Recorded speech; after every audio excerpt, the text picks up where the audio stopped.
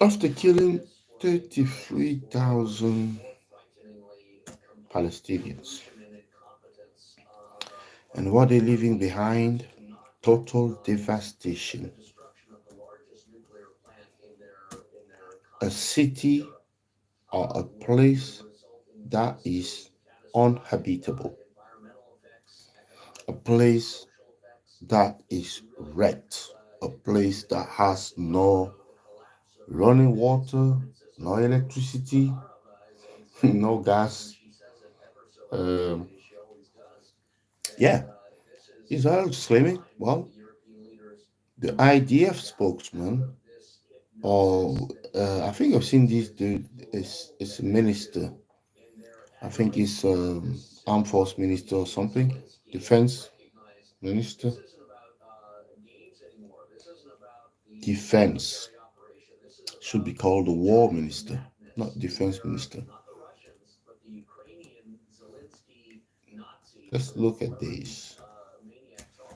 Israel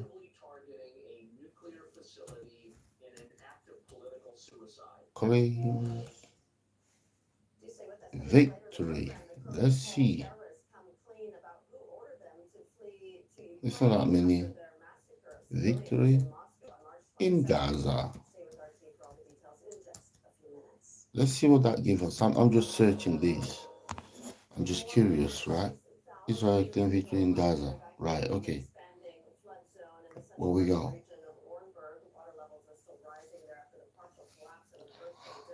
This is CBC Canada. That's Israel resolute in achieving absolute victory in Gaza, Netanyahu said. I mean, these are the words that were used back in the days, to frame the objectives for this war.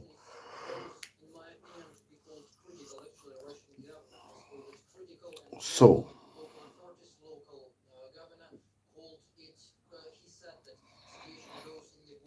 Netanyahu vows January still vows total victory as Israel says Hamas dismantle in North Gaza. This is the 7th of January 2024. Israel, Palestine ceasefire hold as both sides claim victory in Gaza conflict.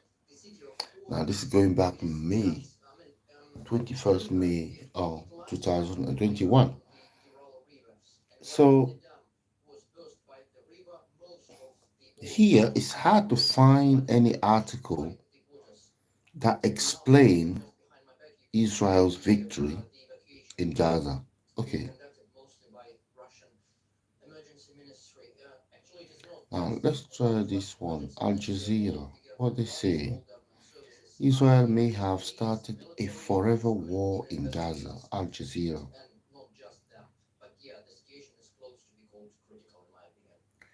So let's see. We've got more.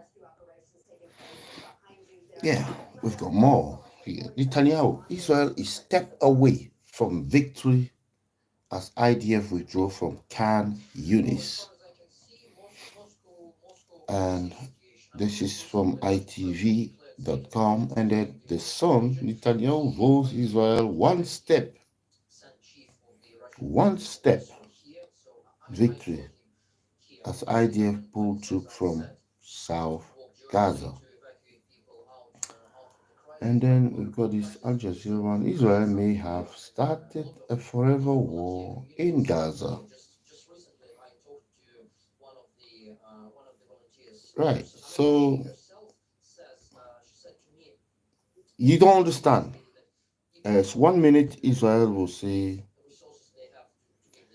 they have total victory on Hamas because Hamas has been completely destroyed as a military organization. And then the same people come back to you and say, well, we need to go to Rafah. We need to go to Rafah and finish the job. So, on one hand, you're claiming that you've got total victory. On the other hand, you're saying, well, we need to go to Rafah in order to get the job done. So, where are we? What is the situation? What is the situation?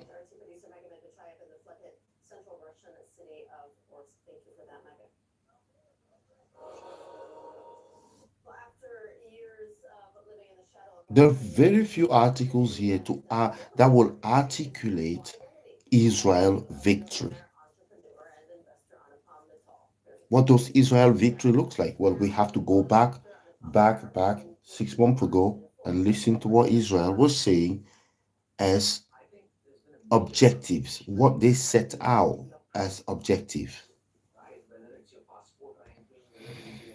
Let's look this. The conservation. Hmm. Who's writing this one? The conservation.com. Facing enormous pressure at home and abroad, how much longer can Israel continue its war in Gaza?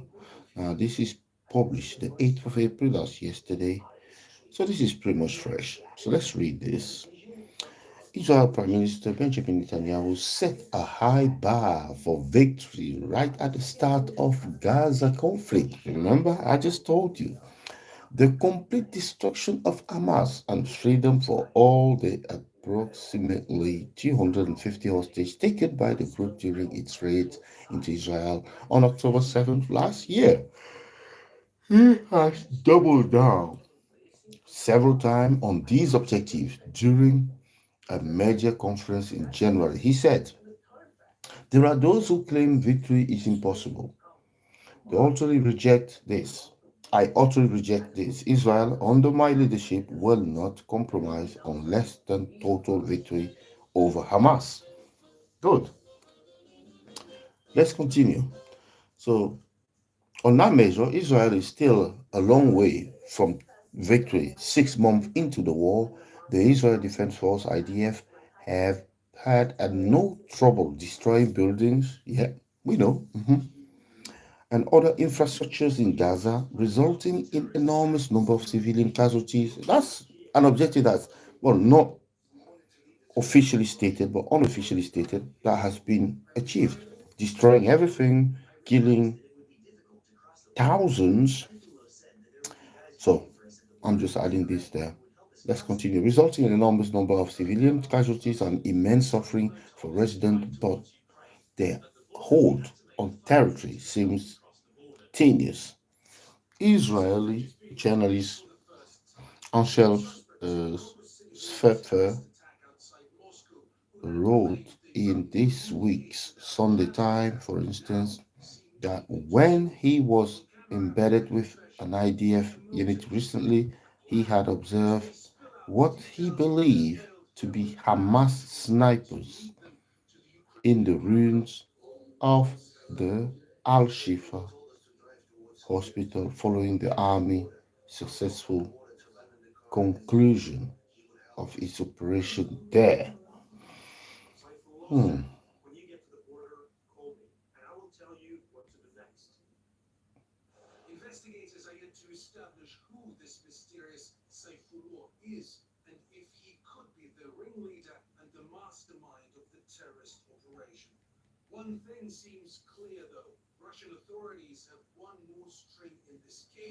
The other goal of freeing the Israeli hostage still seems far off as well. There were hopes for more release following the brief ceasefire in November, negotiated by Qatar, Egypt, and the US, which led to the exchange of 105 hostages for 240 Palestinian prisoners. But just three Israeli hostages have so far been freed by Israeli military action. Free. About 100 hostages are believed to be still in Gaza and alive. This doesn't make sense to me. So they are in Gaza, but Hamas has been completely defeated as a military organization. I mean, how did you define Hamas before? So, despite these poor results, Netanyahu argued that only military pressure on Hamas will lead to more hostage release. Netanyahu, who leads the most right-wing government in Israel history, has the support of his cabinet in this belief. All right.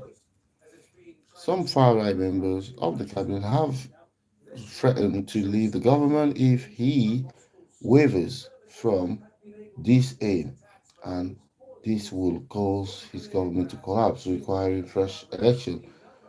On current polling, Netanyahu would surely lose by a substantial margin.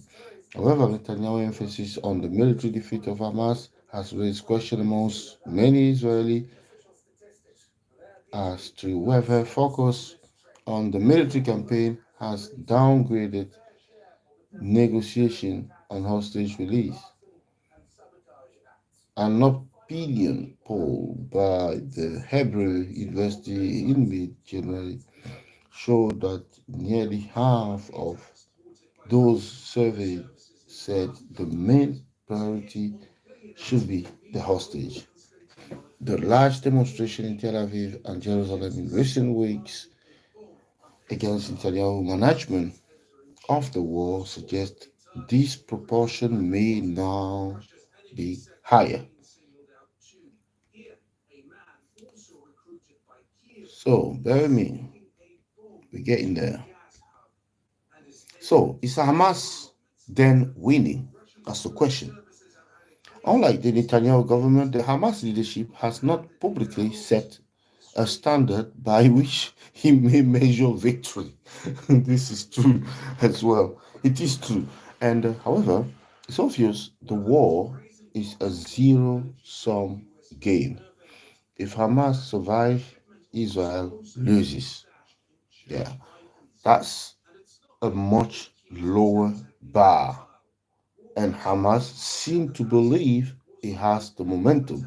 Since the temporary truce in November, Hamas has hardened its demand for a new hostage prisoners exchange deal to include a complete Israeli withdrawal from Gaza and permanent ceasefire. Hamas is well aware that Israel has lost considerable international support over the course of the war, particularly with the Biden administration in the US, but also with its other traditional sympathizers in the West. The IDF targeted the IDF's targeted, if mistaken, killing of seven aid workers with the charity World Central Kitchen last week has only added to this international anger.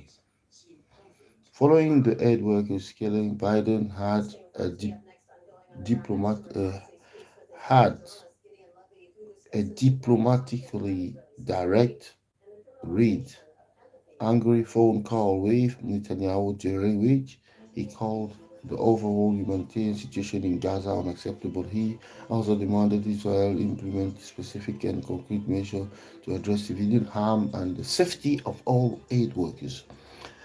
Biden then made a scarcely veiled threat to reassess U.S. policy with respect to Gaza if Netanyahu failed to take immediate action.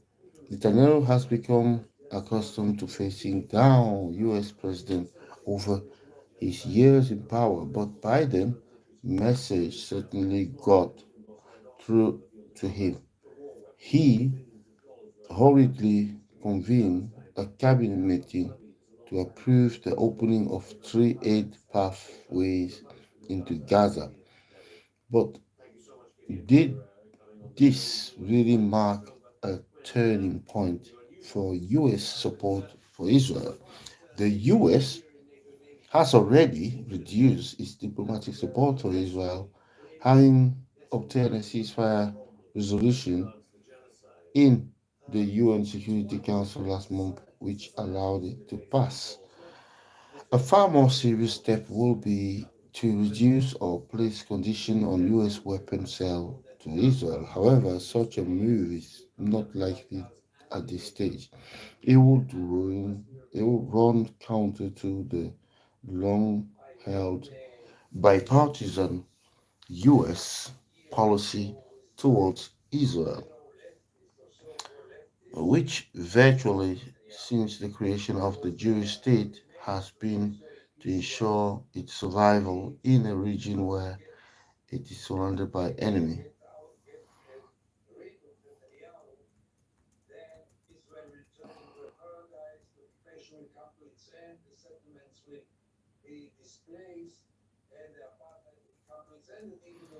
So US restrictions on military aid are even more likely on Israel current security environment, facing threats not only from Hamas but also Hezbollah in Lebanon, the Houthi rebels in Yemen, and the Iranian-backed militant in Iraq and Syria. Iran has also made threats against Israel following an apparent Israeli strike against the Iranian consulate in Damascus last week. Can the stalemate be broken? Netanyahu's problem is that Biden has now limited Israel's freedom of action in prosecuting the war. Invading the southern Gaza area of Rafah will cause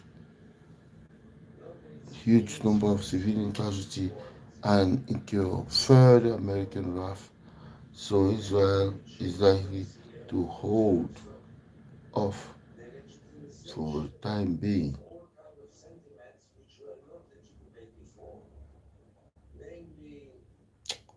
Right. Is that making you? Can the stalemate be broken? Netanyahu's problem is that Biden has now limited Israel's freedom of action in prosecuting the war. Invading the southern Gaza area of Rafah will cause huge numbers of civilian casualties and incur further American wrath. So Israel is likely to hold off for the time being. Both the US and Israel will be hoping the negotiation that resume in Egypt this week can achieve a breakthrough, even though Egyptian media is saying progress has been made on the deal. The negotiations have dragged on for months. It remains to be seen whether both sides can find a compromise on the most contentious point of disagreement. So, Biden other main problem when it comes to reigning in Netanyahu is the US does not have an alternative plan for dealing with Hamas. Biden warning to Netanyahu was focused on reducing civilian casualty and allowing more aid into Gaza, but he is saying the Israeli objective of destroying Hamas in Gaza has to be abandoned. Oh, abandoned. Oh, Biden's plan for political settlement in the territory is for the Palestinian Authority in the West Bank to be revitalized and take over management of Gaza after Hamas defeat. Ha! Hamas defeat. After saying that the total destruction of Hamas has to be abandoned. But he's saying that the Israeli objective of destroying Hamas is in Gaza has to be abandoned. And then it goes Biden plan for a political settlement in the territories for the Palestinian Authority in the West Bank to be revitalized and take over the management of Gaza after Hamas defeat. Hmm, I don't understand how that might be achieved given the Palestinian Authority has little credibility with Palestinian and even less with Israel. Israeli is not at all clear. So, even more worryingly, Hamas's demise still seems a long way off. If you are struggling to know who or what to trust, it's little wonder. The consequences are real. Democracy is threatened, and in some extreme cases, civil unrest and even armed conflict erupt. Now, more than ever, people need uh, I don't know what I'm reading here. Evidence-based partisan journalism. Help accurate daily email. This offer trusted news written by academics and experts. Well, that is the end of that. That is the end. Even morally, Hamas demise still seems a long way off. So, please grab something from your fridge and bring your camera with you. Who says that? Anna Infante. Infante. Right. So as you can see there, this is a right mess. I mean, I don't know how to qualify this. Oh, it's a right mess. What is Hamas defeat? And it's hard to define his Israeli victory. I mean, where's the victory here? Is it in the killing of 33K or the destruction of Gaza, all of Gaza? That's the only evidence we can see. That's the only thing that we can measure and see and assess. But as to destroying Israel, Hamas completely, nothing's happening. I mean, who's holding the hostages if Hamas has been defeated completely? That's question number one. Question number two, why did Israel desperately need to go to Rafah, to the Rafah border and stuff? What is it for? Because Hamas has been completely defeated, so military defeated. So what is there for them? Nothing should be there if Hamas has been completely defeated. So as you can see, it's a pile of lies that has no other explanation than total failure of the operation. Whatever Israel set out to do, and we know what they did, what they told us that they will do, a total and complete destruction of Hamas. Well, they have not achieved that. The hostages are still being held, right? The Israelis are demanding that Netanyahu must free the hostages. Netanyahu wants to prolong the war forever. And that's the sad reality that we're in.